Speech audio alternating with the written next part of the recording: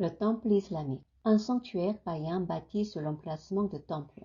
Apocalypse 11, 1 à 2, on me donna un roseau semblable à une verge en disant « Lève-toi et mesure le temple de Dieu, l'autel, et ceux qui y adorent. Mais le parvis extérieur du temple, laisse-le en dehors et ne le mesure pas, car il a été donné aux nations, et elles fouleront aux pieds la ville sainte pendant 42 mois. » Le temple de Jérusalem occupe une place essentielle dans l'œuvre rédemptrice de Dieu. Pourtant, l'Écriture annonce qu'un temps viendra où Dieu livrera le parvis extérieur du temple aux païens. Cela fait partie de l'œuvre rédemptrice accomplie sous sa souveraineté. Après la naissance de l'Église de Jérusalem, l'Évangile se répandit rapidement tout le Moyen-Orient.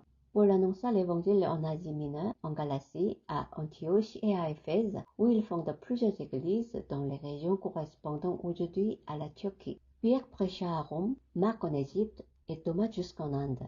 À cette époque, le Moyen-Orient était l'un des principaux centres de christianisme. À partir du IVe siècle, l'Église connut plusieurs controverses théologiques. La plus connue fut la controverse arienne. Arius nia la pleine divinité de Jésus-Christ. En réponse, le Concile de Nicée déclara que Jésus-Christ est le vrai Dieu, de même nature que le Père.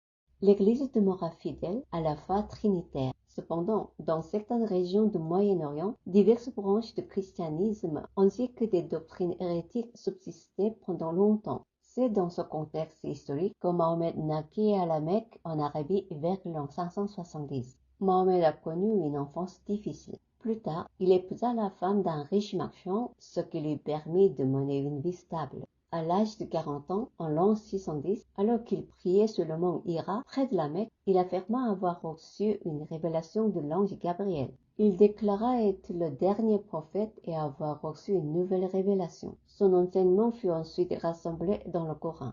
Le Coran mentionne Abraham, Moïse, David, Marie, Jésus et d'autres personnages de la Bible. Cependant, il présente un renseignement différent de la révélation biblique. En particulier, il considère Jésus-Christ non comme le Fils de Dieu, mais seulement comme un grand prophète. L'islam reconnaît Jésus comme un grand prophète, mais ne croit pas qu'il soit le Fils de Dieu ni le Sauveur. La différence la plus fondamentale entre le christianisme et l'islam est de savoir qui l'on croit que Jésus-Christ est. Jean 1, 14, et la parole a été faite chair, et elle a habité parmi nous. Le mot habiter signifie littéralement dresser sa tente. En Jésus-Christ, Dieu lui-même a dressé sa tente au milieu de nous.